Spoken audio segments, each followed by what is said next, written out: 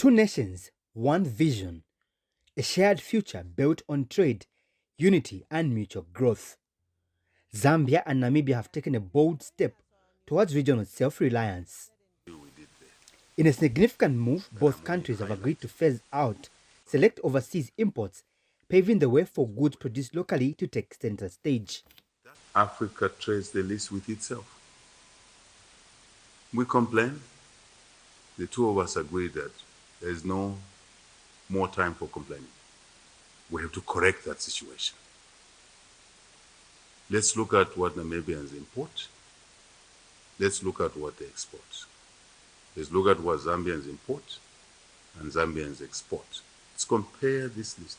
I'm giving this just as a contextual example. And start replacing such imports from overseas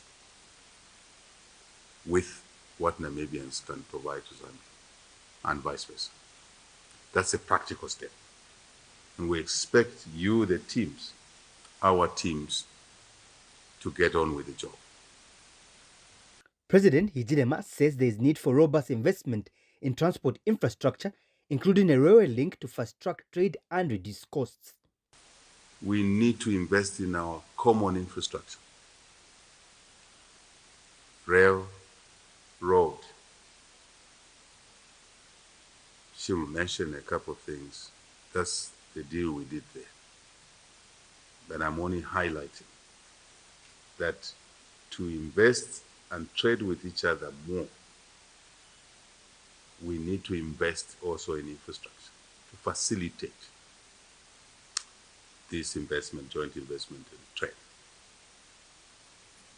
Colleagues, both sides, we expect acceleration of the work on our borders.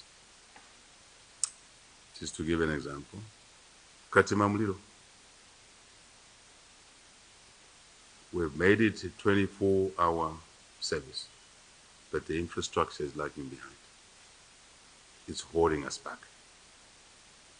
That's the sort of menu we want to provide to both sides. Namibian President Netumbo Nandi-Ndaitwah echoed President Hichilema's call, citing the importance of reliable roads, railways, and a stable energy network. President Nandi-Ndaitwah also proposed the construction of an oil pipeline from Namibia to Zambia, underscoring Namibia's commitment to energy cooperation. We agree as governments to create a conducive environment for our private sector to operate so that we have a situation that will benefit both the private sector. We know that private sector works on the basis of making profits, but governments, our profit is based on maintaining peace and stability, which we can only maintain if we are providing the needed services to our people. Hence, we want the private sector to be sensitive to that investment on the peace.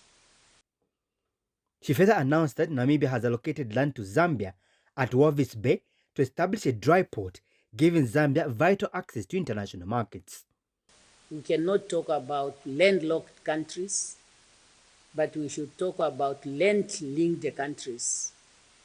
And that's why we have decided to donate land to all our countries that are not bordering the ocean, and this includes Zambia.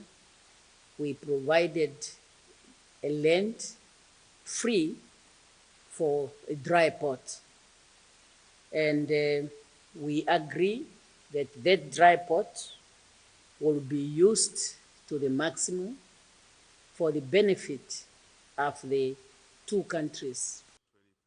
In a heartfelt moment, President Nandi-Ndaitwah expressed deep gratitude to Zambia for its role in Namibia's liberation, recognizing the sacrifices that helped shape her country's independence. Before the bilateral talks, the two leaders had a private tete-a-tete, reaffirming the strong bond between their nations. From shared struggles to shared solutions, Zambia and Namibia are redefining regional cooperation for a stronger, self-reliant Southern Africa. Masauso Mukwayaya, ZNBC News, State House, Lusaka.